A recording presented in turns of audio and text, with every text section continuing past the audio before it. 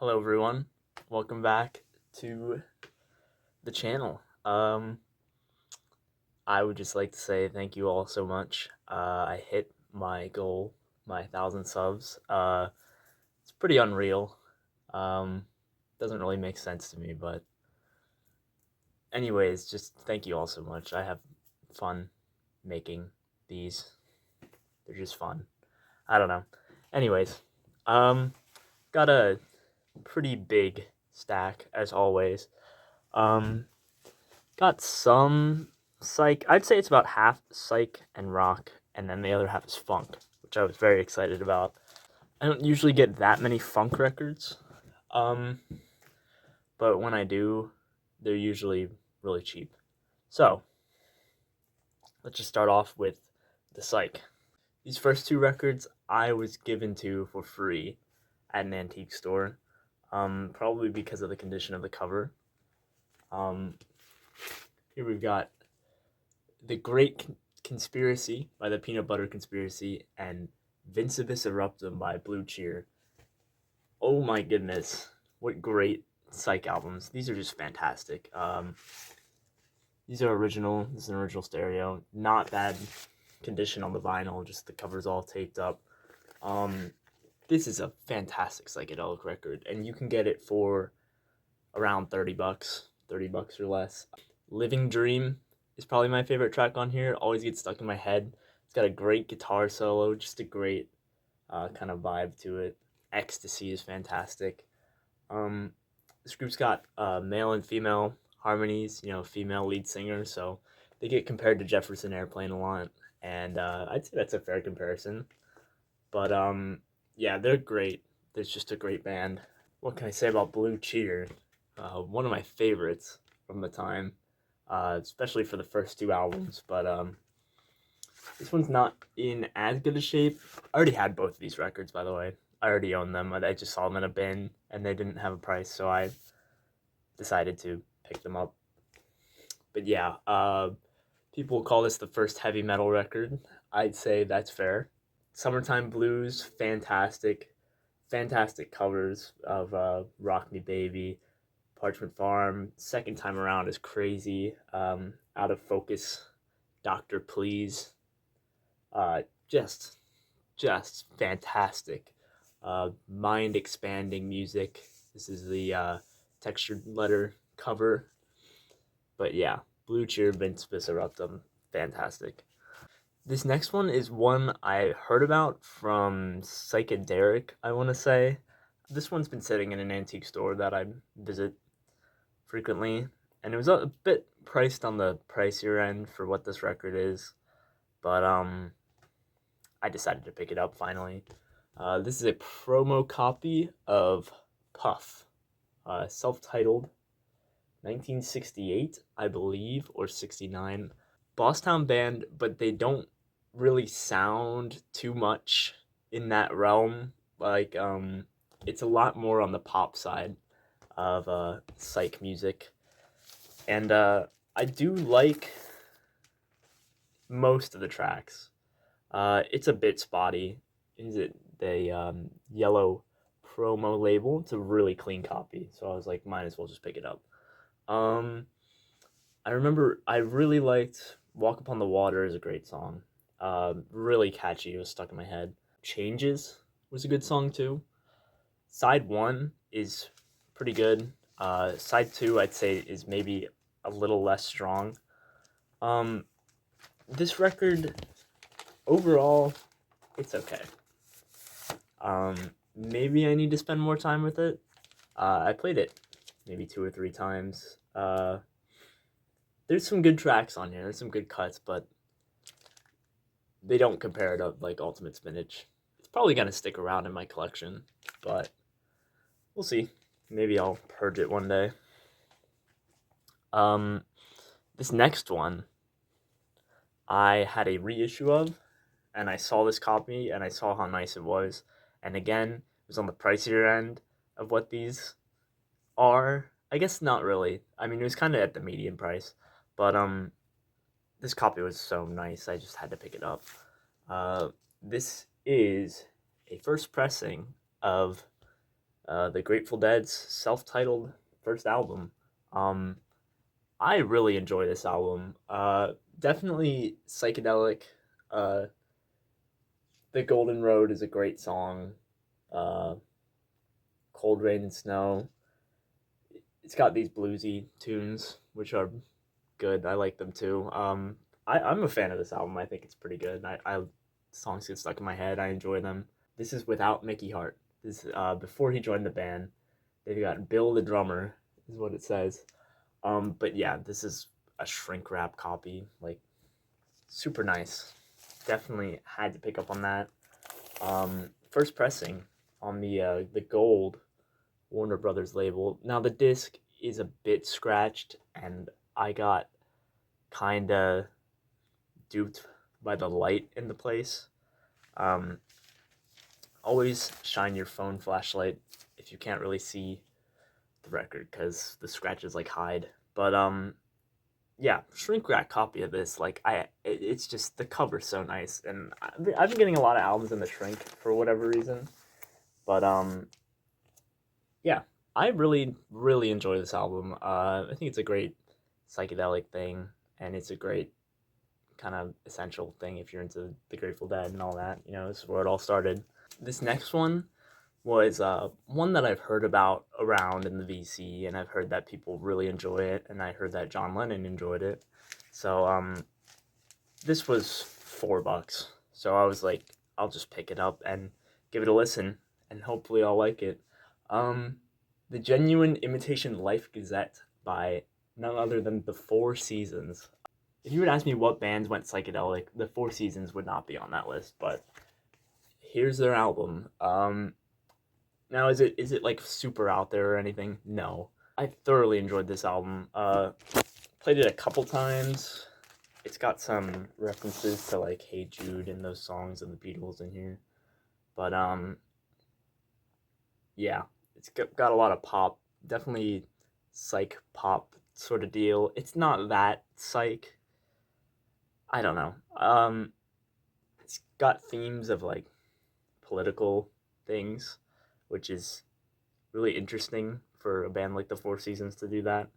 This has Jake Holmes wrote a lot of these songs. He made a couple great albums on Tower that I'm looking out for. But yeah, Holmes went on to work on Watertown by Frank Sinatra. Sinatra heard this album and wanted something like it, apparently. So he hired the two writers for this. On Phillips, yeah, this is definitely worth picking up because it'll run you $10. That's the max price of this, and it's really an enjoyable and a good listen all the way through. I highly recommend this just for the fact that it's cheap and the music is good. Yeah, definitely check this one out. All right, we're moving out of psych territory a little bit. Maybe not so much with this one, but this was $1. This is in the dollar bins at a record store. I actually had 2 copies of this, but I only picked up on this one because it was an original and a little bit nicer condition. Captain Copter and the Fabulous Twirly Birds. It's a hard name to say. This is Randy California from Spirit. This is a great album. On the heavy side, heavy psych kind of deal. Very Jimi Hendrix inspired. I listened to it with my dad, and he said it sounds a lot like Hendrix, and it really does. And that would make sense because Noel Redding plays on this album under the name Clit Mictorious.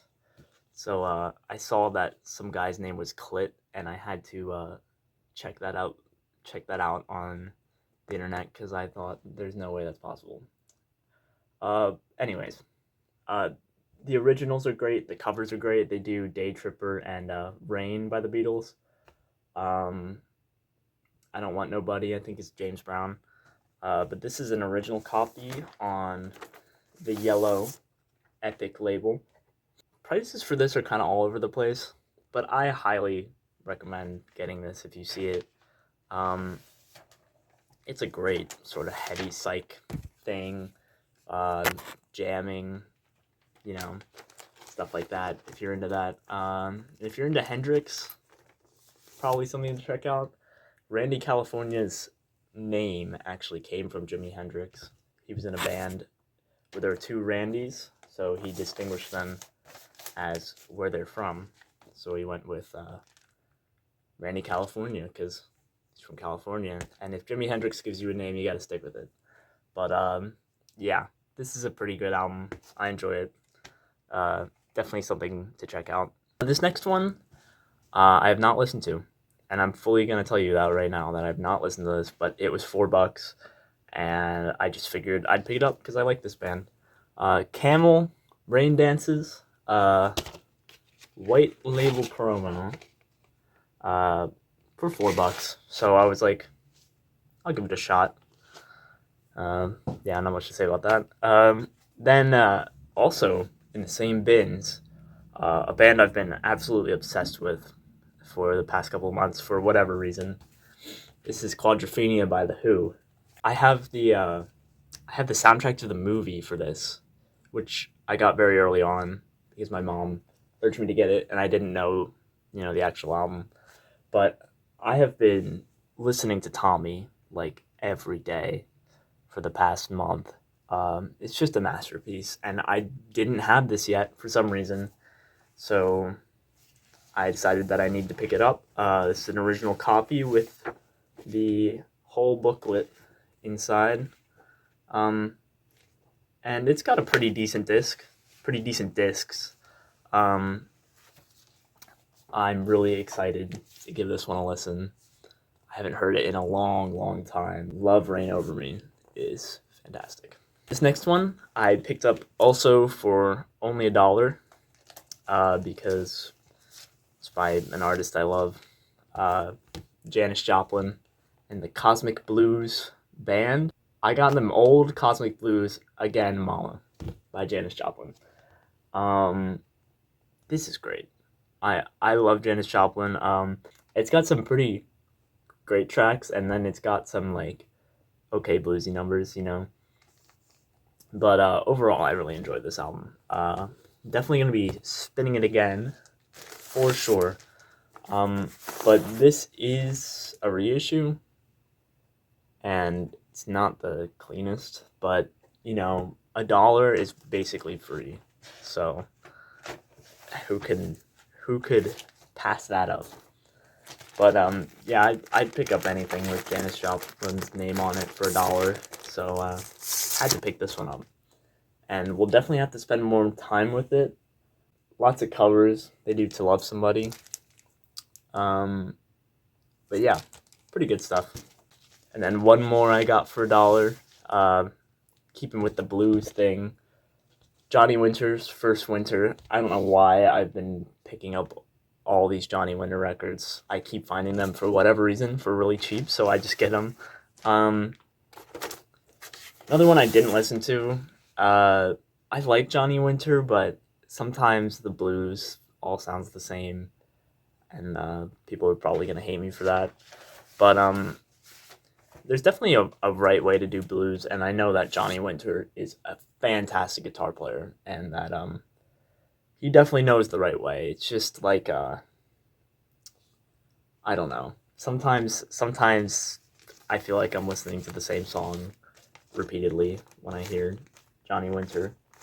But no disrespect to him, because he is a fantastic guitar player, and his Woodstock performance is legendary and all that. This was released on Buddha Records, so I think he signed to Columbia, and Buddha somehow owned the rights to these recordings, so they released it and tried to take all the money and stuff, which makes sense. But yeah, it's Johnny Winter. This next one, I was very excited about when I pulled this out. It was a really good deal for what it is, and this record's just impossible to get original copies of. This is Moanin' in the Moonlight by Howen Wolf. One of the greatest blues albums ever released. Pretty early on, 1956 or 58. I don't remember, but Yeah, this is an 80s reissue. And this was a pretty dang good deal for found it in an antique store and was like, yeah, I'll pick that up. Um, just fantastic blues. I don't have much blues in my collection, so I was really excited about this. It's got Smokestack Lightning, which is one of my favorite blues numbers. It's just a great album. It's got reissue liner notes and then the original liner notes, and it's on this sort of purplish blue Chess Records label from the 80s. This is clean. This is a nice copy. And it sounds great. These are mono. I think the 80s, well, obviously it was recorded in mono, but I think that these 80s pressings sound really good. This pressing sounds great. I was reading the reviews for it on Discogs, and someone said they had this in an original, and they are similar in sound quality. So, yeah, these are great. Fantastic album. Just amazing. Definitely learned this one from Noble Records, and I was just captivated by that album cover. I think it's awesome, and I love early blues stuff. So, definitely need more of it in my collection, and figured that would be a great addition. This next one, okay, now we're getting into the sort of funk territory, but I gotta throw a curveball in beforehand. So this next one, I'm fully giving a shout out to my best friend, Lauren. She is named after this artist. But this album is fantastic. The Miseducation of Lauryn Hill. I know it's kind of strange to hear me talking about 90s R&B, but she really turned me on to it. She made me a playlist, and I was on a plane, and I clicked shuffle, and the first song that played was Doo Wop, That Thing, and I was jamming on the plane. This is just fantastic. Really creative sampling, and Carlos Santana is on to Zion. Like, what the heck? That's amazing. But yeah, now I'm on the lookout for Fuji stuff, Mary J. Blige, stuff like that. Really, really got into it for a bit there, and I had to pick this up because I just really enjoyed it when I listened to it. This next one, I got for $4, which is a really good deal. It was on Dom from Seeking a Thread. He recommended this album on his latest video about funk. So I saw it for $4 and I had to pick it up. Ohio Players Pleasure. Here's the full album cover. And yeah, just great funk. On that Westbound label. It's really cool. Really clean copy. Now, this album is great, but it's not as it's a little more polished than bands like Funkadelic or Parliament and stuff like that. Has a bit more of a polished sound, but their album covers are fantastic. Like, this is just amazing. That's great. They released the album Pain in the same year, and that's one I'm definitely on the lookout for now, because I thoroughly enjoyed this album. It's great funky stuff. And again, on the cheap end, I think $10 to $15 or $15-20 maybe. I don't know. Just a great album, and definitely recommend picking that up if you see it. This next one was a great find, and actually these next two were pretty fantastic finds. But this was in the dollar bin of a record store, and I'm not really entirely sure why, but I'm glad it was. I cannot pronounce the name of this. Funkadelic versus the Placebo Syndrome by the great funk band Parliament. This was wonderful. I really enjoyed this. This is an original pressing on that Casablanca label. And again, it's not a bad copy at all. It's a little scratched, but you know, not too bad.